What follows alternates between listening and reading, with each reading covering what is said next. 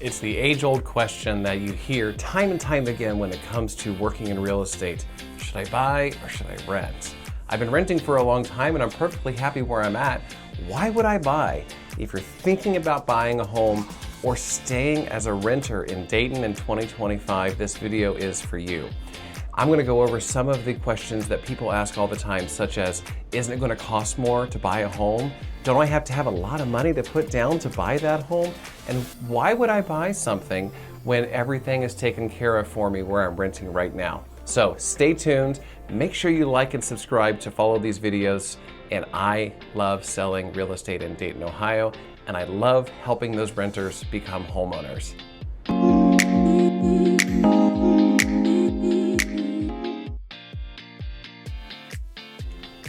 So right off the bat, let's talk numbers. Right now in Dayton, Ohio, the average rent for a 2 to 3 bedroom apartment is somewhere between $1,300 a month and $1,500 a month. And let me tell you, I also looked into some of these other ones that are brand new buildings, and they can be upwards of $1,600, $1,700, $1,800 a month. That same size property, should you purchase a home or maybe even a condo, is going to cost you around $1,300 to $1,500 a month. So you can actually pay the exact same amount that you're paying right now for rent and own that property. Did you know that's even a possibility? And a lot of times, even with little to no down payment. Now you're probably asking yourself, okay, David, so you told us what that monthly payment's going to be for our quote-unquote mortgage, and it's very similar to what we're paying in rent, but still you haven't told us what the benefits are. Think of owning a home as building equity in a savings account. The same homeowner that buys a home today and potentially sells that home in 5 years is going to bring in potentially tens of thousands of dollars in equity as the home continues to appreciate. If you're renting right now, the owner of that rental, whether it be a single family home or an apartment building, is getting the benefits of that building appreciating. Remember, residential real estate is not like owning a car. When you own a home, the property actually continues to appreciate over time, with the exception of the very rare market shifts that we've seen over the past 20 years.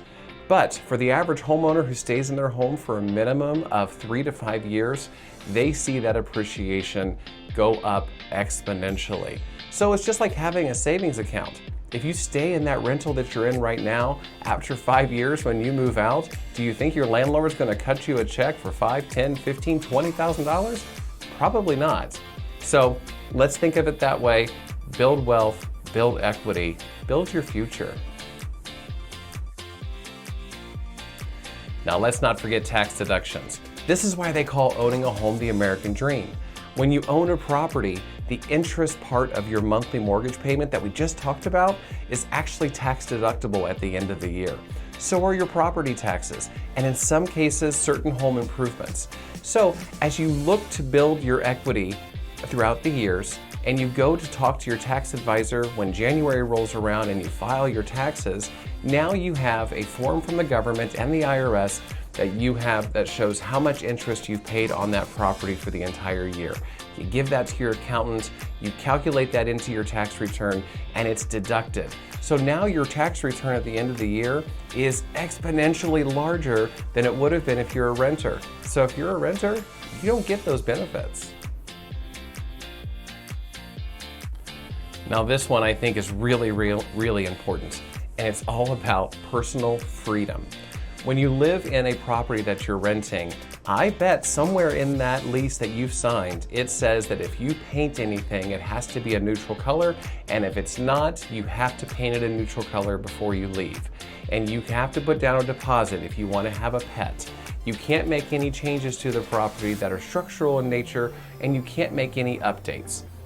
Guess what? You own that property, you can do whatever you want, within reason. So let's say you wanted to remodel the kitchen, and you can do that. You want to add a backsplash to modernize your space? You can do that. You have a little dog that likes to go out from time to time and you want to put that pet door on the back door? You can do that. And do you have to call somebody first before you do that? No, you don't have a landlord. This property belongs to you.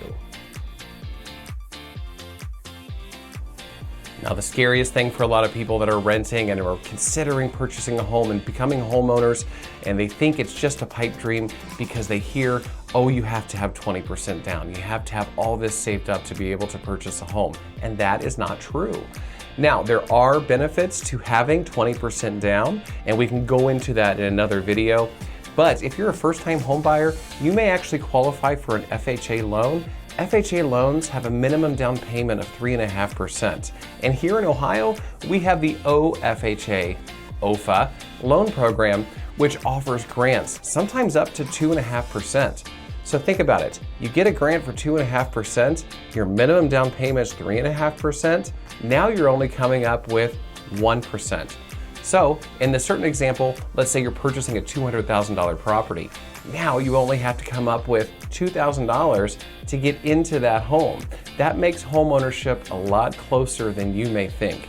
There are also programs out there such as USDA. If you're looking in a more rural area, USDA is a government program that also offers a zero down payment program for first-time home buyers to get into a property that is eligible. Keep in mind, they have to be within certain mapped areas, and you can find those on the USDA government website. So home ownership is a lot closer than you think.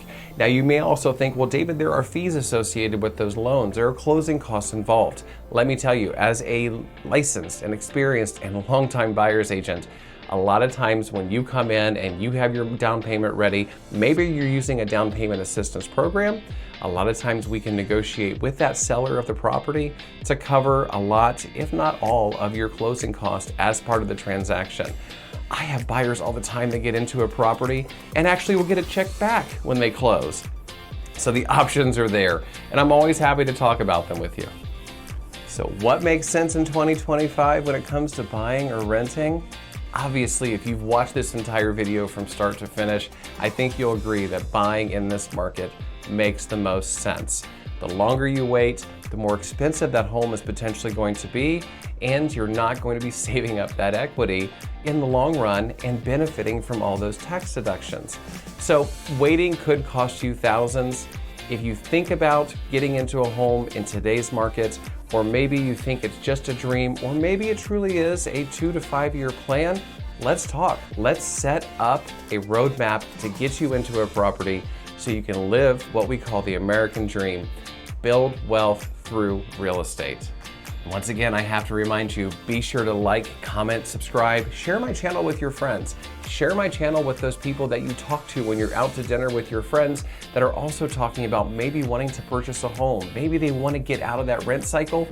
Share this video with them so they can learn more about the benefits of becoming a homeowner, and let's get you into a property.